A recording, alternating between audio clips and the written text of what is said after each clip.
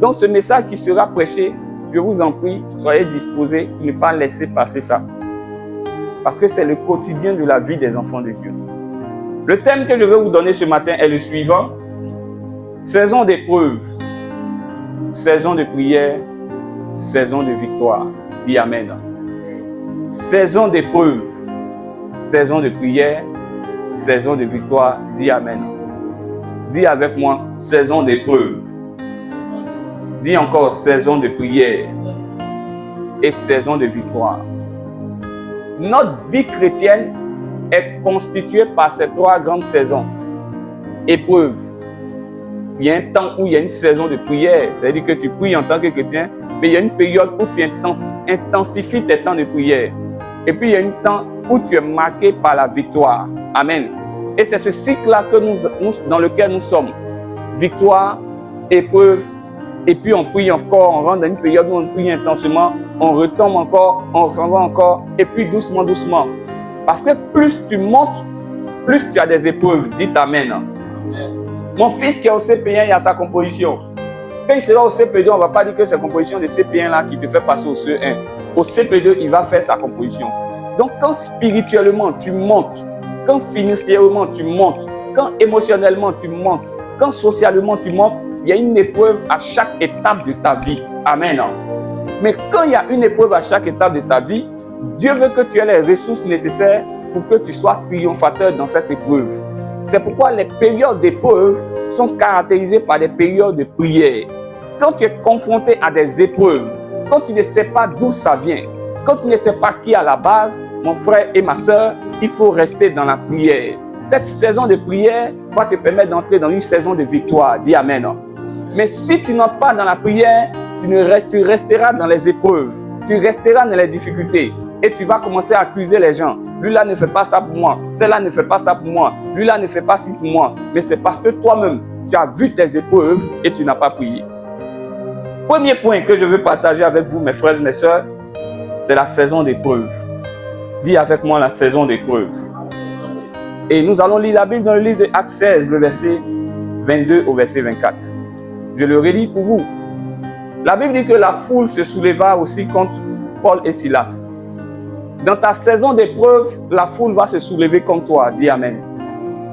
Si tu es un chrétien, qu'à un certain moment donné, la foule ne se soulève pas contre toi, revois ta chrétienté. Parce que dans la foule, il y a tout le monde. Dans la foule, il y a tout le monde.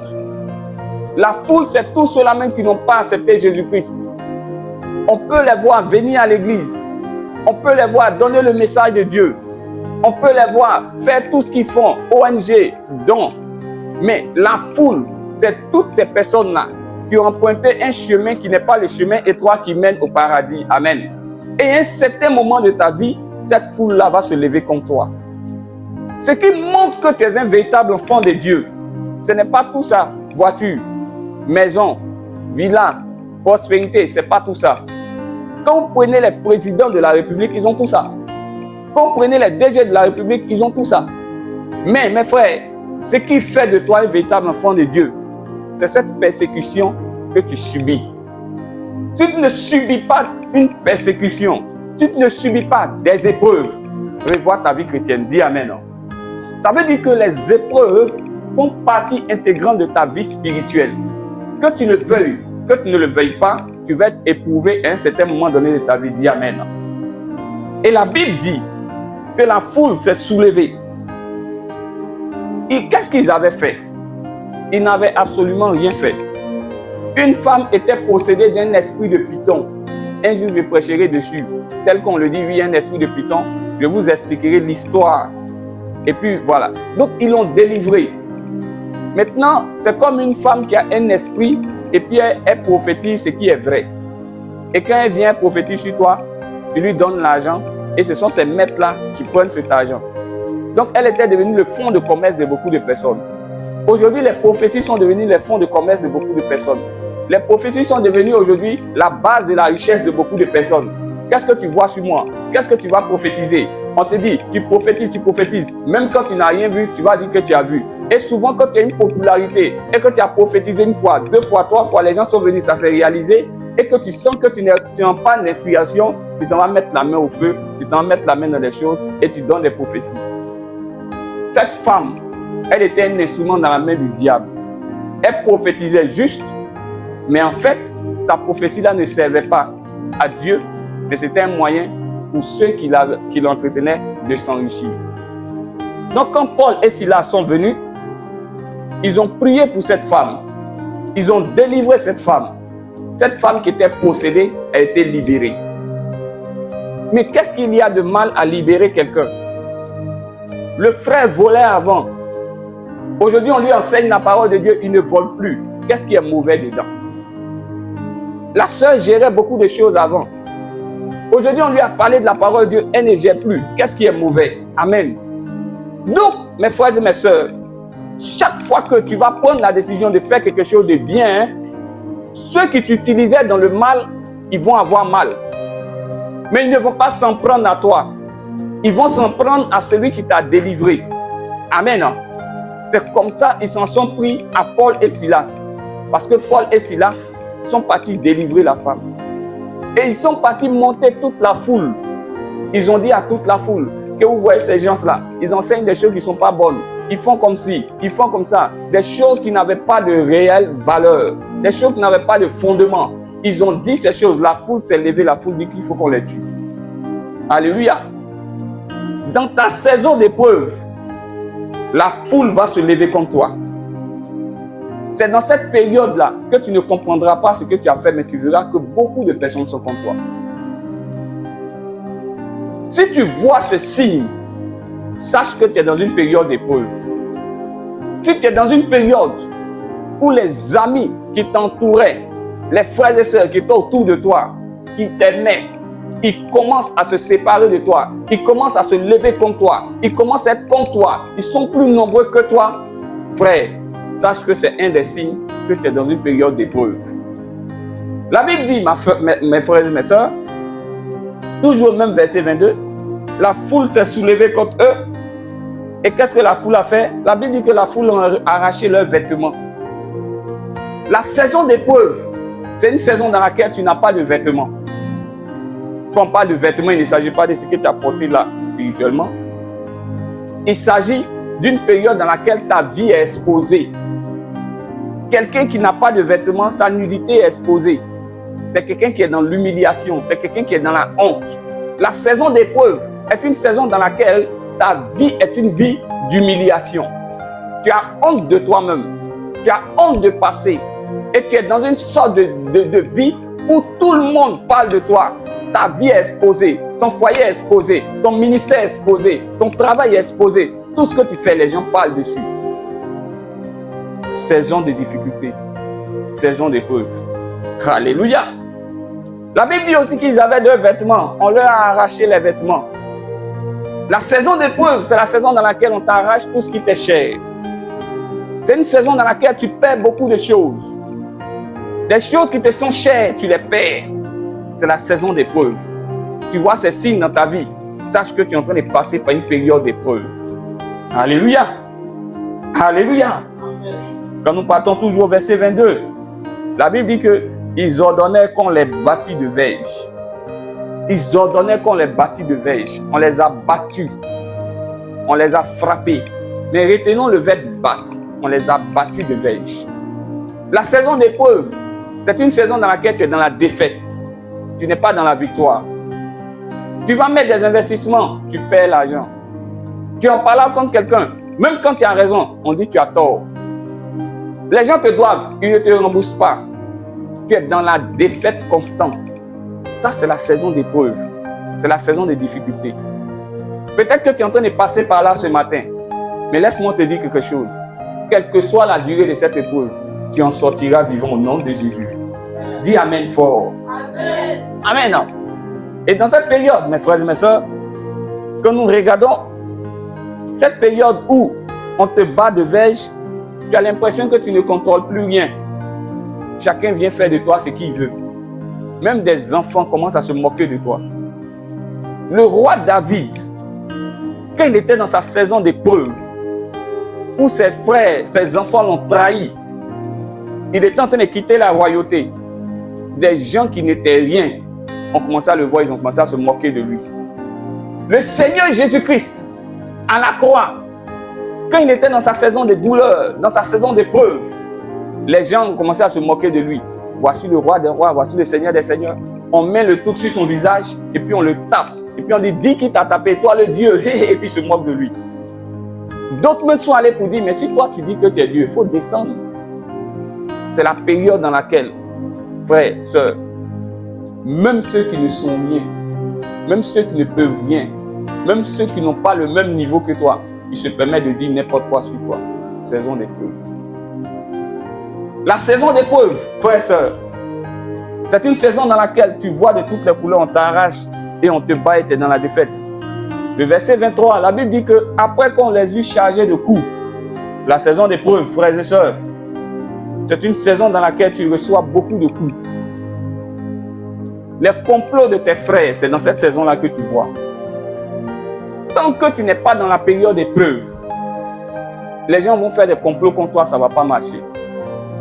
Mais quand tu es dans la période d'épreuve, tu reçois beaucoup de coups. Quand on parle de coups, ce n'est pas seulement les coups de poing ou les coups physiques, mais c'est aussi les paroles. Tu es assis et tu dis, c'est ce que papa Jacques dit de moi. C'est ce que Photocopie dit de moi. Toi aussi, ma soeur, c'est ça là que tu dis de moi. Tu reçois des coups. Tu reçois des coups, des paroles, des accusations. Tu reçois toutes sortes de coups, des mensonges. Et cette période-là, ce qui fait le plus mal dans cette saison d'épreuve, c'est que les coups que tu reçois, ça ne vient pas de ceux-là même qui ne sont pas tes amis, de ceux-là même que tu n'aimes pas, mais ça vient de ceux-là même que tu portes en cœur. Saison d'épreuve. Tu vois ces signes. Ne dis absolument rien. C'est un signe que tu passes par une saison d'épreuve. C'est une saison. Il y a la saison des pluies. Il y a la saison sèche. Il y a la petite saison des pluies en Côte d'Ivoire. La grande saison des pluies. Quand vous voyez certaines périodes, vous savez quelles sont les périodes auxquelles nous sommes. Ce sont des signes qui préfigurent la période dans laquelle nous sommes. Vous voyez ces signes. Sachez que vous êtes dans une saison d'épreuve. Alléluia. C'est une période dans laquelle il y a plein de complots, plein d'accusations de la part de ceux qu'on aime. Le verset 23, la Bible dit qu'il est jeté en prison. C'est une saison dans laquelle tu es comme en prison. Vous voyez, quand quelqu'un est en prison, il est limité. Il ne peut pas aller au-delà des limites que lui imposent les murs de la prison. La saison d'épreuve, c'est une saison dans laquelle tu ne peux pas aller au-delà des limites. Tu aurais bien voulu manger, par exemple, du shawarma, hamburger, mais ce qui est dans ta main comme argent te permet de manger GABA matin, midi, soir, GABA matin, midi, soir, GABA matin, midi, soir, GABA matin, midi, soir. Souvent, c'est pain, café matin, pain, café à midi, pain, café le soir, parce que tu es limité. C'est une saison dans laquelle tu es dans des épreuves, une prison, tu es privé de liberté, tu n'es pas libre, tu veux bien porter de nouveaux habits, mais tu n'en as plus. Saison de difficultés, saison d'épreuve. C'est une saison dans laquelle tu es en prison. La saison, frères, sœurs, d'épreuve. C'est une saison aussi, la Bible dit au verset 23, il est jeté en prison et recommanda aux geôliers de les garder sûrement. Donc, on les a mis en prison et ils ont dit aux gardiens de la prison, il faut bien les surveiller. C'est une saison dans laquelle les gens te regardent pour voir ce que ta vie va devenir. Ah, elle n'a pas dit qu'elle sait Dieu. Ah, il n'a pas dit qu'il sait Dieu. On va voir où est-ce qu'il va aller dans son affaire de Dieu. Foyer pour lequel nous, en étant ensemble ici, elle dit que nous, elle est mariée, nous, on n'est pas mariés, elle s'en va à la maison, elle nous a laissés, nous, ses camarades, parce qu'on est célibataires. On va voir aujourd'hui ce que son foyer-là va devenir. C'est une saison dans laquelle les gens vous regardent. Et puis, ils attendent simplement votre malheur et votre mort. Frères et sœurs, c'est une saison dans laquelle la Bible dit que la prison était gardée par un geôlier. Le geôlier, c'est un instrument du diable. C'est une saison dans laquelle les gens n'ont pas peur de se déclarer contre toi. Des agents du diable viennent pour t'accuser. C'est une saison dans laquelle des instruments sataniques, des hommes et femmes remplis de démons viennent pour se positionner contre toi. ils sont prêts à te faire du mal. Saison d'épreuve. Qui est en train de passer par une saison d'épreuve ce matin. Alléluia. Donc Dieu te dit ce matin, c'est vrai que tu passes par une saison d'épreuve. Mais cette saison d'épreuve, elle va prendre fin au nom de Jésus. Dis Amen. Je n'entends pas ton Amen. Amen. Je n'entends pas encore ton Amen. Amen. La Bible dit que dans cette saison, regardez mes frères le verset 24, le geôlier il a reçu l'ordre. Il les a jetés en prison. La prison intérieure. Quand tu es dans la prison intérieure, là, tu ne vois pas le temps. Tu ne sais pas s'il fait jour, tu ne sais pas s'il fait noir. Tu ne sais pas si c'est matin, si c'est le soir. Tu es dans la prison intérieure. C'est-à-dire que tu es dans cette situation où rien ne change dans ta vie. 2024 ressemble à 2023. 2023 ressemble à 2022. 2022 ressemble à 2021. 2021 ressemble à 2020. Quand on arrive maintenant, on est en 2025, on est en décembre, on dit mes meilleurs vœux, tu dis, tu as dit cette année sera mon année, mais c'est toujours la même chose. Parce que tu es dans la prison intérieure. La situation ne change pas. Le temps ne change pas. Et regardez, mes frères et mes soeurs, la Bible dit qu'il leur a mis des ceps aux pieds. On fait quoi avec les pieds? Les pieds sont faits pour marcher. Mais c'est la saison dans laquelle on te met les ceps aux pieds. C'est-à-dire que c'est la saison dans laquelle les gens travaillent à ce que ta vie ne marche pas bien. Ta vie n'avance pas. Ta vie est bloquée au même niveau. Si le Seigneur me demande de donner ce message, c'est parce qu'il y a une solution pour toi. Dis Amen. Et quand ils étaient dans cette saison d'épreuve, qu'est-ce qui s'est passé? Dans cette saison d'épreuve-là, si tu ne prends pas tes responsabilités pour te lever dans la prière, le diable va triompher de toi.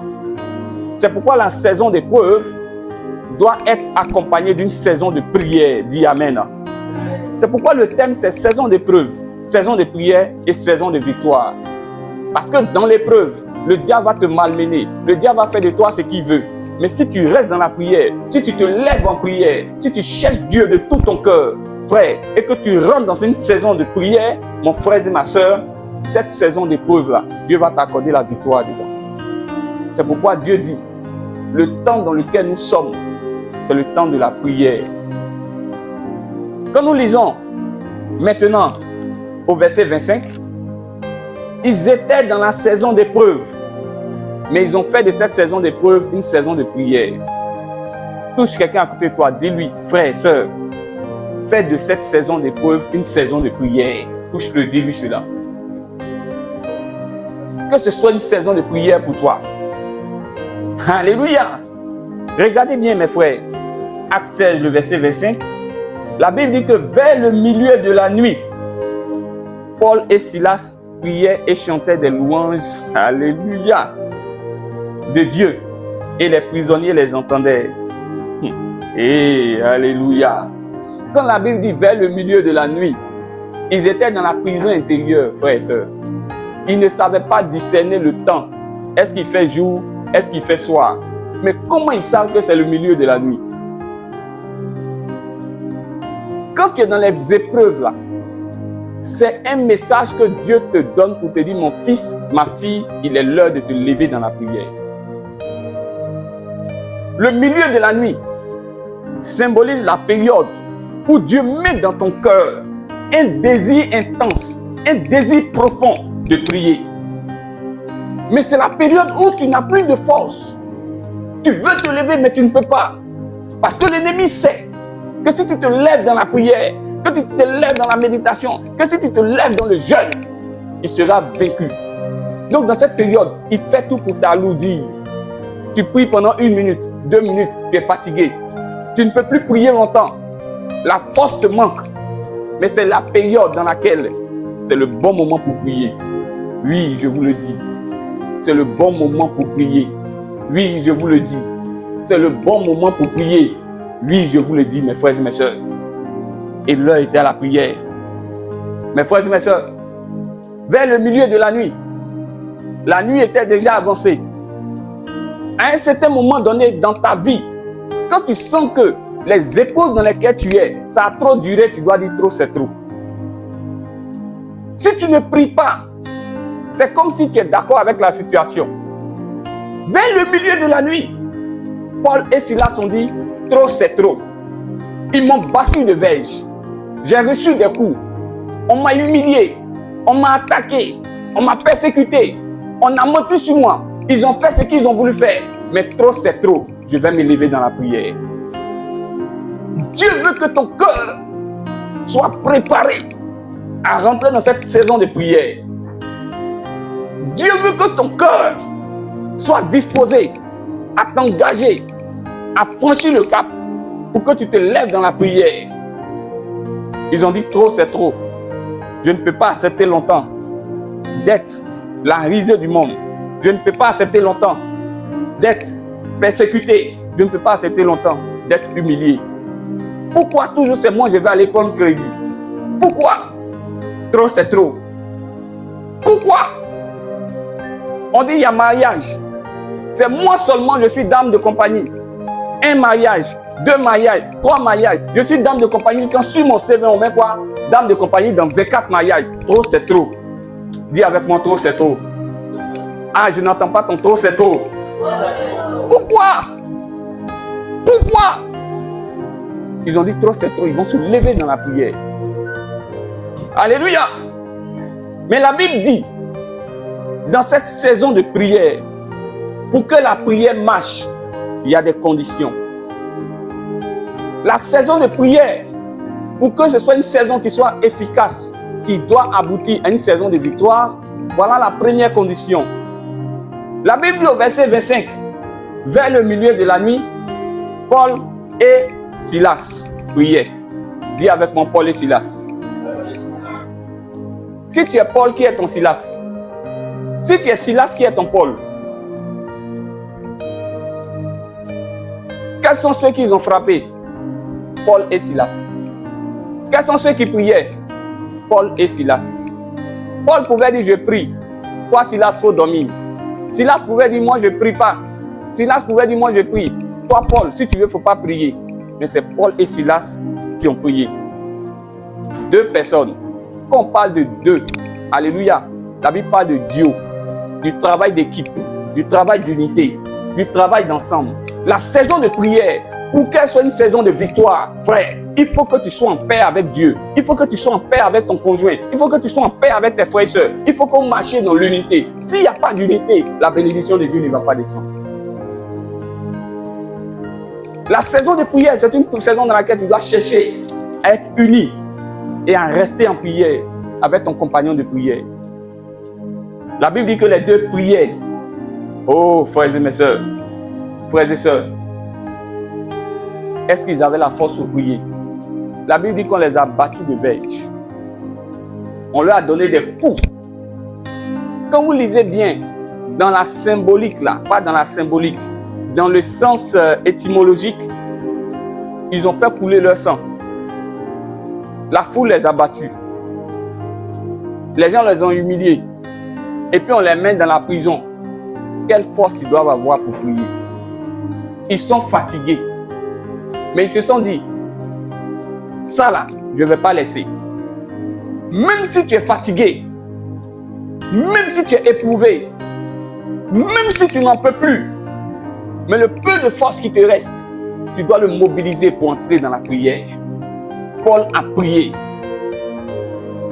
Et la Bible dit qu'il a prié, ils ont prié, mais ils ont chanté des cantiques. Ils n'ont pas pleuré. Ah Seigneur, pourquoi tu fais ça? Ah, je souffre trop. Ah, j'ai trop d'ennemis. Ah Seigneur, ils veulent ma mort. Ah Seigneur, ils veulent me tuer. Ils ont chanté. Quand tu es dans les difficultés, au lieu de rentrer dans la prière, tu ne fais que te plaindre. Tu te plains, tu te plains. Tu murmures, tu murmures. Tu t'inquiètes, tu t'inquiètes. Et depuis que tu t'inquiètes, ça a apporté quelle solution? Ils ont chanté des cantiques de Dieu. Parce que dans cette saison de prière, pour que la victoire s'en suive, il ne faut pas que tes regards soient positionnés vers tes difficultés, mais il faut que tes regards soient positionnés sur ton Dieu. Oh, mes frères et mes sœurs, moi je ne sais pas ce qu'ils chantaient. Mais la Bible dit qu'ils chantaient des louanges. La Bible n'a pas dit qu'ils adoraient. Parce qu'il y a une différence entre adorer et louer. Adorer, c'est dire qui Dieu est. Mais louer, c'est dire ce que Dieu a fait. Ça veut dire que dans la prison, ils étaient en train de rappeler le souvenir de Dieu. Ils étaient en train de dire à Dieu, si tu l'as fait pour Abraham, tu le feras pour moi. Si tu as fait pour Josué, tu le feras pour moi. Si tu as fait pour Daniel, tu le feras pour moi. Si tu as fait pour Moïse, tu le feras pour moi. Si tu as fait pour tel, tu le feras pour moi. Ils étaient en train de rappeler à Dieu tout ce qu'il a fait. Dans cette période, au lieu de dire à Dieu qu'il est capable de te sortir, qu'il est capable de le faire, qu'il est capable de t'enlever, tu te plains. Arrête de te plaindre. Touche quelqu'un à côté de toi, dis-lui arrête de te plaindre, mon frère. Dis arrête de murmurer. Ils auraient pu être aigris, amers. Tu peux être amer, je peux être amer. Mes frères et mes soeurs, il y a des gens qui sont là. Je n'ai pas dit que ce sont des païens. Il est chrétien. Mais il perd une maison. Il a acheté terrain. On dit qu'il y a problème sur les terrains. Voilà quelqu'un est venu lui arracher son terrain. Il peut être aigri. Il peut être amer. Il peut se plaindre. Il peut murmurer. Mais la période là, ce n'est pas une période dans laquelle on murmure ou on se plaint. C'est une période dans laquelle on cherche Dieu. Mobilise ta force pour rentrer dans une période de prière. Alléluia. La Bible dit qu'ils chantaient. Et Paul et Silas regardaient à Dieu. Et ce qui me touche, frère, quand ils chantaient, les prisonniers les entendaient. Le coup était sombre. On ne pouvait pas les voir, mais on les entendait. Il faut que dans cette nation, les gens t'entendent dire Amen. Il faut que dans ta famille, les gens t'entendent dire Amen. Il faut que dans ce pays, les gens t'entendent dire Amen. Parce que Paul et Silas ont compris quelque chose. Même quand ils sont dans la prison, ils sont des témoins. Toi, tu es chrétien, tu es dans les difficultés. Quand tu marches, tu veux marcher pour que les gens aient pitié de toi. Quand tu dis, ça ne va pas, oh, j'ai pas d'argent, oh, j'ai plus malade, oh, oh, Seigneur. Ils disent non. Quel que soit ce qui se passe, il faut que ceux qui sont dans la prison, ils entendent que le Dieu que nous prions, il est le Dieu au-dessus de tout. Il est l'Éternel des armées. Il est le roi des rois. Il est l'alpha, l'oméga. Il est la puissance au-dessus de tout. Quelle que soit ma situation, je parlerai de Dieu. Alors ils ont commencé à marcher avec les coups comme des rois. Frères et sœurs, je ne suis pas patron. Je ne suis pas chef. Mais quand je marche comme un roi. Parce que c'est le Christ qui règne en moi. C'est le Christ qui a pris ma vie. Et c'est le meilleur choix que j'ai fait sur cette terre. Le meilleur choix que j'ai fait sur cette terre, c'est de choisir le Seigneur Jésus-Christ comme mon Dieu. Je marche avec assurance. Tu peux me voir tout à l'heure.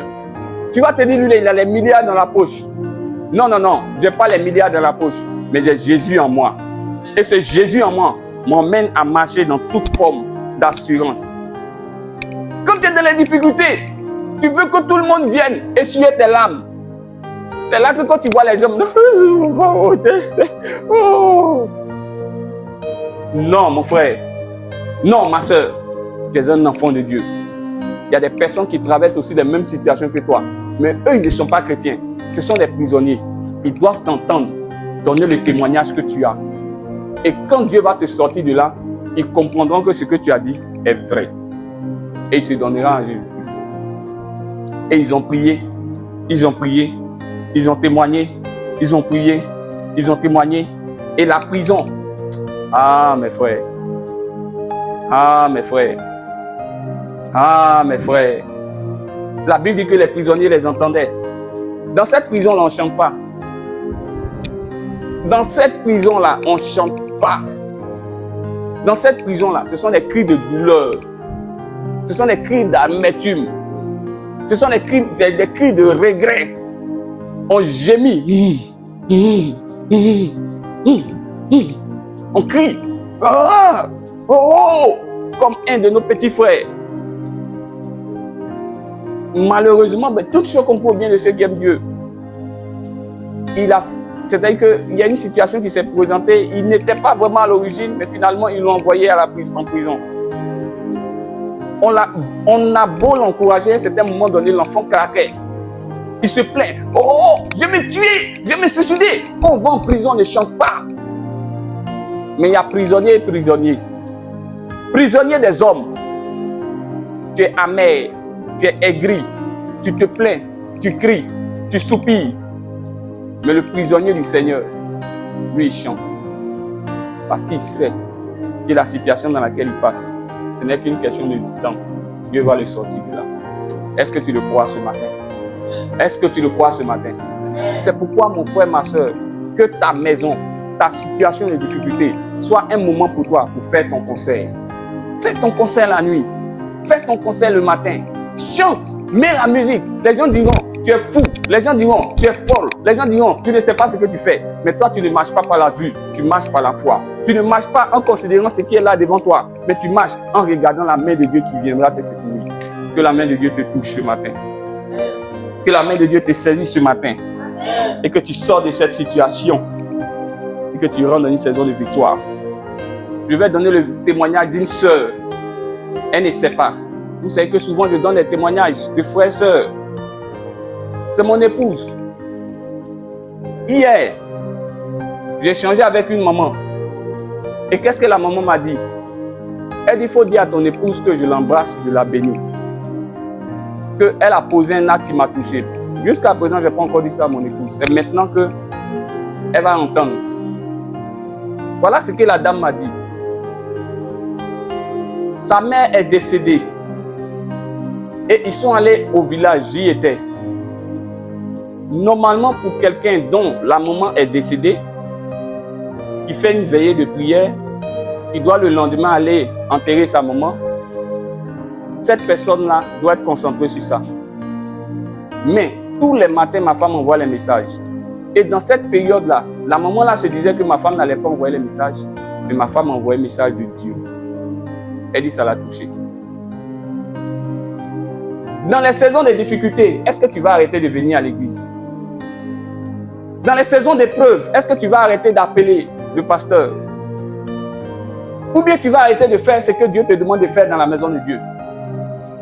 Si moi je passe par des temps difficiles et puis je dis je ne viens plus prêcher, à qui je fais du mal? À moi-même. C'est pourquoi dans les saisons de difficultés, n'arrête pas de faire ce que tu es en train de faire. Mets tout dans la main de Dieu. Prie le Seigneur.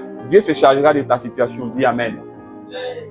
Et si tu restes dans cette disposition, que ta saison d'épreuve se transforme en saison de prière, à la suite, il y aura une saison de victoire. Dis Amen. Dis avec moi victoire. Dis avec moi, c'est ma victoire qui est en train d'arriver. Ma victoire est sur le point d'arriver. Au nom puissant de... C'est une prophétie. Prophétise sur ça. Tu t'avais dit au nom de Jésus. Je prophétise que j'entre dans ma saison de victoire. Ben, tu ne vas pas rester tout le temps dans les épreuves. Dis Amen. La Bible dit au verset 26. Quand ils ont fini de prier, tout à coup,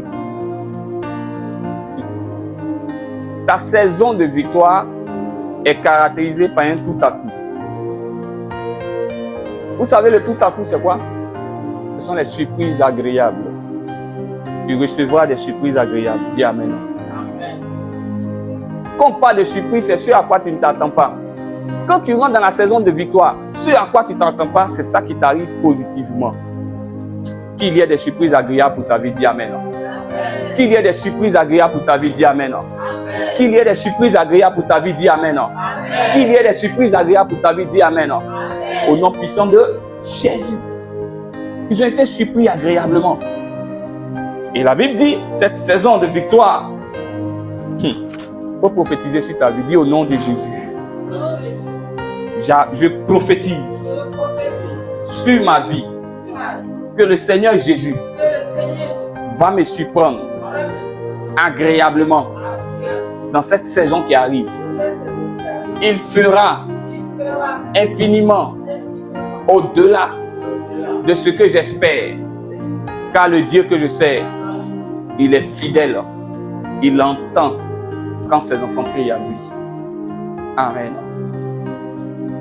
La Bible dit qu'il y a aussi un tremblement de terre.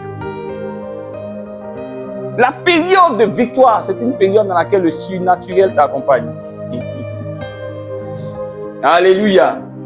Le surnaturel t'accompagne. Le surnaturel t'accompagne. Les prodiges t'accompagnent. Les miracles t'accompagnent. Dis avec moi au nom de Jésus. Je prophétise sur ma vie que j'entends dans une saison où les miracles, les prodiges et le surnaturel de Jésus m'accompagnent dans tout ce que je fais au nom de Jésus. Amen. Saison de surnaturel. Saison de surnaturel. Surnaturel, c'est la période dans laquelle tu n'as pas de diplôme, on dit viens, tu vas être PDG. C'est la période dans laquelle tu n'as pas de diplôme, on dit viens, voilà ta place qui est là. Si le surnaturel de Dieu ne nous accompagne pas, pourquoi pensez-vous qu'on peut avoir la force pour le faire? Quand tu dois te lever le matin pour te laver, tu ne pries pas pour te laver. Parce que te laver, c'est ce que tu peux faire. Tu ne vas pas prier pour ce que tu peux faire. Mais on prie parce qu'on ne peut pas faire. On prie parce qu'on a besoin de l'intervention de Dieu. Et quand tu pries, Dieu intervient de manière surnaturelle. Il va te surprendre au nom de Jésus. Et la Bible dit, c'est une saison dans laquelle, la Bible dit, en sorte que les fondements de la prison, il y a eu un tremblement de terre et les fondements de la prison furent ébranlés. La Bible n'a pas dit que la prison est gâtée, la Bible dit que les fondements de la prison. La saison de victoire, c'est une saison dans laquelle tu connais la véritable base de ton problème. Ce qui est à la base de tes difficultés là, Dieu touche ça. C'est pourquoi les fondements de la prison sont ébranlés. La Bible n'a pas dit que la prison elle-même, mais les fondements. Ce que tu vis a une base. La situation que tu traverses a une base. C'est ce qu'on appelle les fondements. Et la Bible dit, dans les psaumes, le juste, qu'est-ce qu'il peut faire si ses fondements sont renversés? Si les bases sur lesquelles tu vis ne sont pas de bonnes bases, tu ne peux rien.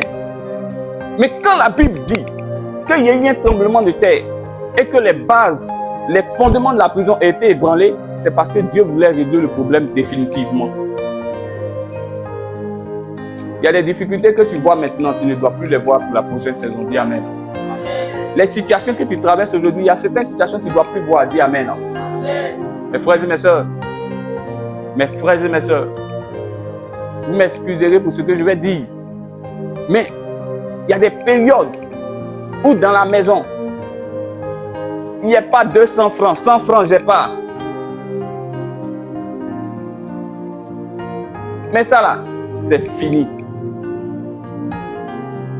J'ai 100 francs, j'ai 200, j'ai 300 et j'ai au-dessus par la grâce de Dieu.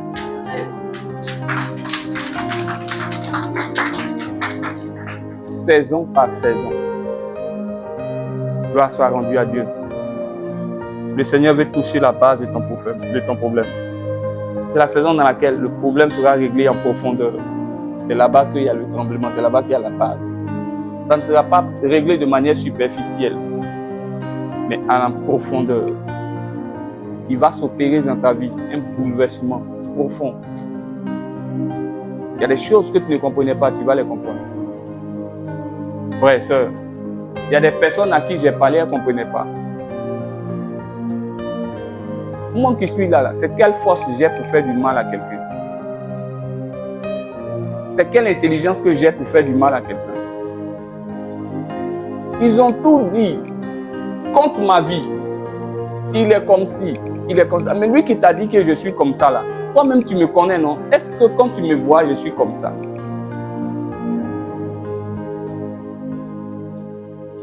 Aujourd'hui, tu dis que je suis comme ça. J'ai dit à certaines personnes, tu verras dans quelques temps.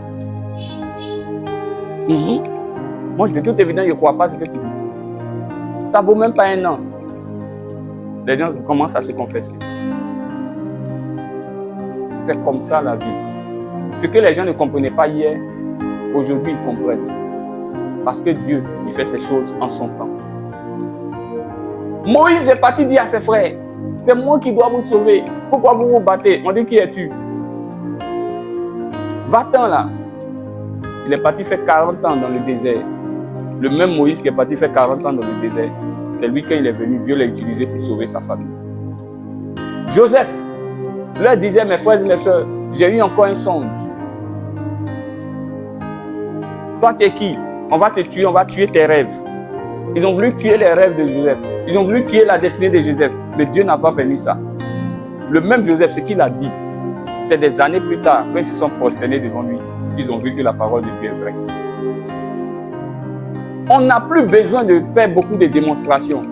Le temps, c'est l'autre nom de Dieu. Et le temps dira qui sait, qui est vrai, qui n'est pas vrai. L'ivraie et le vrai, c'est-à-dire l'ivraie et le faux, est en train de monter ensemble.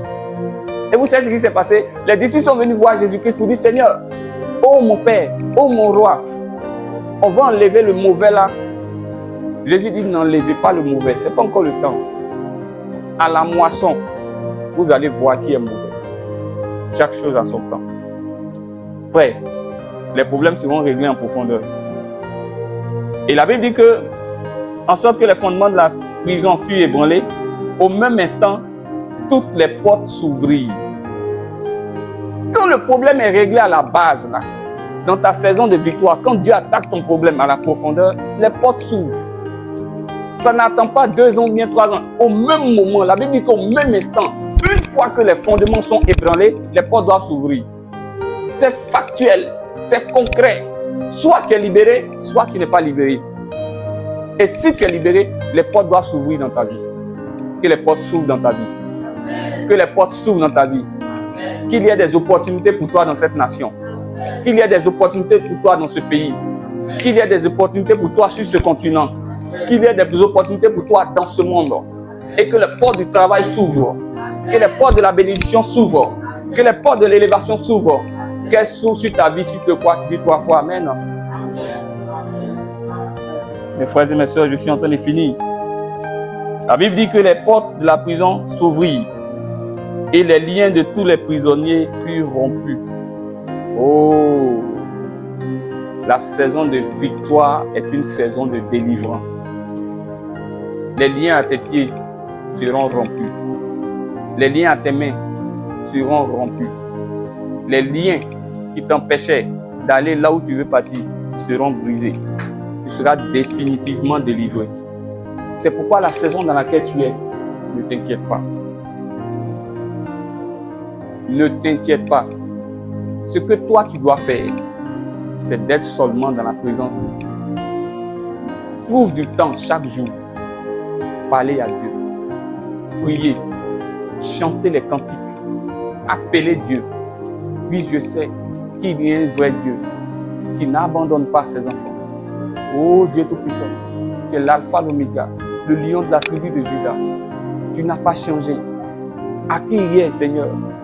À qui il est, Seigneur? Tu as les paroles de la vie. Chante, prie, célèbre Dieu. Le matin, quand tu te lèves, tu es fatigué. Peu importe, va au travail dans ta fatigue. Mais, ce que je sais, si tu restes dans la présence de Dieu, quelque chose va se passer. Et que cela se passe dans ta vie au nom de Jésus. Que gloire soit rendue à Jésus-Christ. Tu vas élever la voix ce matin, tu vas prier le Seigneur. Tel que tu as reçu le message, il y a forcément une partie, parce que Dieu ne parle pas en vain. Moi, mes messages, c'est la sainteté, c'est la pureté, c'est la conversion. Si aujourd'hui Dieu veut que je puisse parler d'épreuves et de victoire, c'est qu'il y a quelque chose qui doit être fait dans ta vie. C'est pourquoi, frères et sœurs, prie le Seigneur. Quel est l'aspect de ta vie que tu veux que Dieu puisse changer? Dis au Seigneur de te donner la force de prier. Dis au Seigneur aussi de t'accorder la grâce d'entrer dans cette saison de victoire. Demande aussi pardon à Dieu. Si tu as passé ton temps à te plaindre, c'est le temps où nous devons ceindre les reins. C'est le temps où nous devons nous lever dans la prière. Élève la voix, prie le Seigneur ce matin. Gloria, gloria, gloria, gloria, gloria. Alléluia.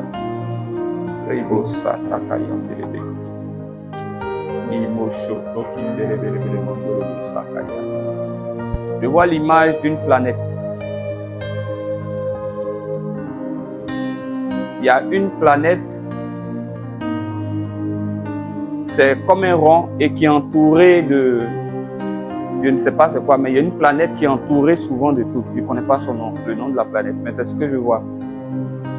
Et ce que je vois comme interprétation, c'est que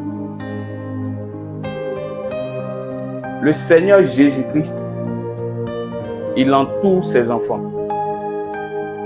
Le Seigneur Jésus-Christ entoure son peuple. Le Seigneur Jésus-Christ est autour de ta vie. Et ta vie est gardée. Ta vie est protégée. Et ta vie, tu seras là. Mais les gens ne pourront pas t'atteindre parce qu'en fait, le Seigneur t'entourera. Il dit, les montagnes entourent Jérusalem. Ainsi l'Éternel entoure son peuple. Dieu t'entoure ce matin. Il se dresse devant tes ennemis. Il se présente dans ta vie comme une protection, comme une barrière, comme une muraille que personne ne peut franchir. Et tu exerceras librement parce que le Seigneur t'entoure ce matin. Il t'entoure aussi de sa grâce. Il t'entoure aussi de son amour. Il t'entoure aussi de sa vie. Il t'entoure aussi de sa bonté. Dieu est avec toi, mon frère. Dieu est avec toi, ma soeur. Dieu lui merci pour sa bonté. Dieu lui merci pour sa fidélité. Rends-lui grâce ce matin. Seigneur Jésus-Christ, je veux te dire merci pour ce temps que nous avons passé dans ta présence. Fortifie-nous, conduis-nous, dispose-nous. Seigneur, un peuple qui marche dans la foi et par obéissance à ta parole ne connaît jamais de défaite. Il peut arriver que nous soyons humiliés, mais 3 jours, comme tu as été ressuscité, nous aussi nous ressusciterons. Exerce tes jugements, Seigneur. Rétablis l'ordre, Seigneur. Rétablis la justice. Et glorifie ton nom dans la situation que nous traversons. Lazare était malade. Ils t'ont dit, Seigneur, ton fils, ton frère, Lazare, celui que tu aimes, il est malade, il est sur le point de mourir. Tu as dit la maladie de Lazare. Ce n'est pas pour la mort, mais c'est pour la gloire de Jésus-Christ. Et malgré tout, Seigneur, tout ce que tu as dit, ils ont quand même tué Lazare. Et quand ils ont tué Lazare, tu t'es mis en chemin et tu as fait sortir Lazare de la tombe. Quels que soient les complots, quelles que soient les adversités, même si les gens avaient dit pour tes enfants que c'est fini et que même ils les avaient déjà enterrés spirituellement, j'appelle ce matin leur résurrection au nom de Jésus-Christ. Et je les retire hors du tombeau. La pierre qui était là à l'entrée, qui empêchait de Lazare de sortir, jette cette pierre et j'annonce que Lazare sort. Celle ou celui dont on disait que rien de bon sortirait de lui, je dis ce matin que quelque chose de bon et de meilleur sortira de lui. Car le Dieu que nous prions, il est le Dieu de l'impossible. Merci Seigneur pour ta grâce. Bénis le reste de ce moment. Que l'honneur, la louange et la gloire te reviennent. Au ciel des sept Dieu. Amen. Nous avons prié.